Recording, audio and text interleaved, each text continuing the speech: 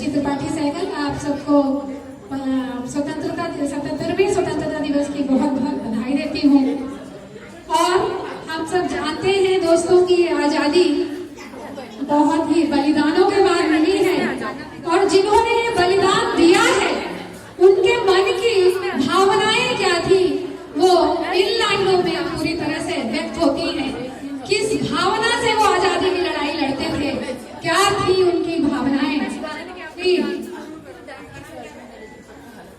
मेरे लहू का कतरा कतरा इंकलाब लाएगा, मेरे लहू का हर कतरा इंकलाब लाएगा।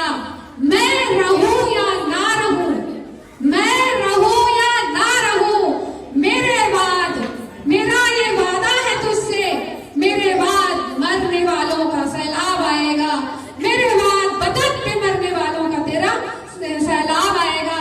तो इस तरह की भावनाएं थी हमारे स्वतंत्रता सेनानियों के अंदर, जिन्होंने आजादी की ज्योति को जलाए रखा, अपने प्राणों की आहुति देकर भी उसको हमेशा आगे, हमेशा राष्ट्र प्रेम को, देश प्रेम को आगे रखा। इस तरह के हमारे थे स्वतंत्रता सेनानी, आजादी के दीवाने। तो आज इस स्वतंत्रता दिवस पर मैं आप सबके सामने भारत की एक वीर बेटी की कहानी लेके आई हूँ, जिनका नाम था रानी अवंतीबाई। आप लोगों ने सुना है क्या रानी अवंतीबाई के बारे में? तो कुछ लोग ही शायद उन्हें जानते हैं, मैं उनका थोड़ा परिचय दे देती हूँ। रानी अवंतीबाई मध्य प्रदेश के मंडला जिले में सिवनी नामक स्थान में रानी अवंतीबाई जी का जन्म हुआ था, और युवा होने के बाद उनका विवाह रामगढ़ के राजा विक्रमादित्य लोधी से हुआ, और दुर्भाग्यवश विक्रमादित्य लोधी की राजा विक्रमादित्य लोधी की अल्पायु में ही मृत्यु हो जाती है।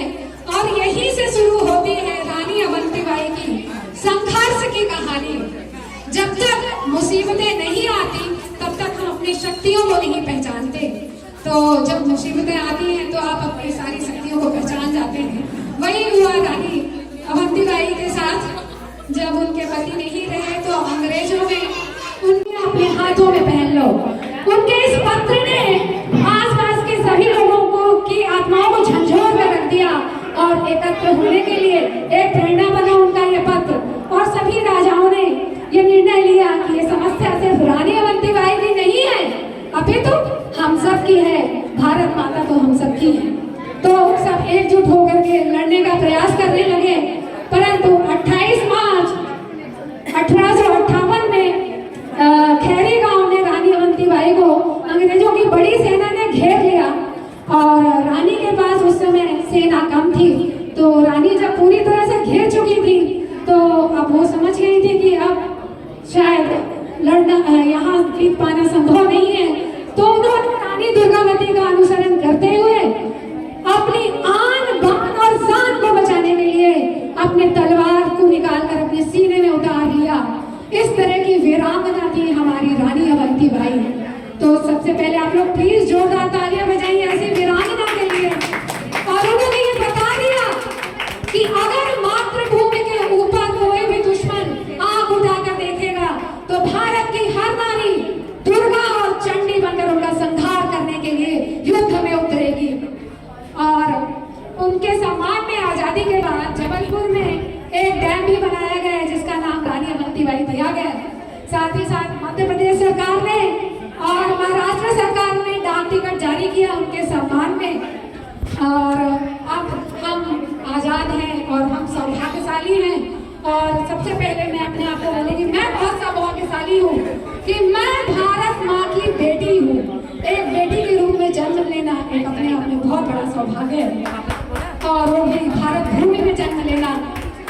तो आजादी की लड़ाई में अनगिनत शहीदों ने अपने प्राणों की आहुति दी है। तो मित्रों, अब हमारा क्या कर्तव्य है, हमें इसको भी हर वक्त याद रखना चाहिए, और इसका साथ ही साथ ये रिमाइंड कराते रहना चाहिए कि हमें क्या करना चाहिए।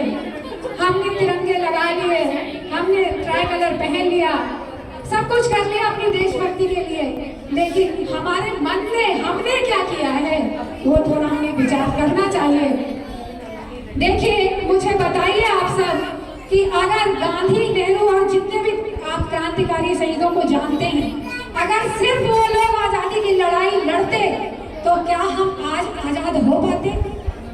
नहीं। क्यों? क्योंकि जब तक सबका सहयोग, सबका साथ, सबका विकास, जब तक सबका साथ नहीं मिलेगा तब तक विकास संभव नहीं है। किसी भी समस्या का समाधान अगर वो सामाजिक समस्या है तो सबके साथ ही हो सकता है, इंडिविजुअल नहीं हो सकता।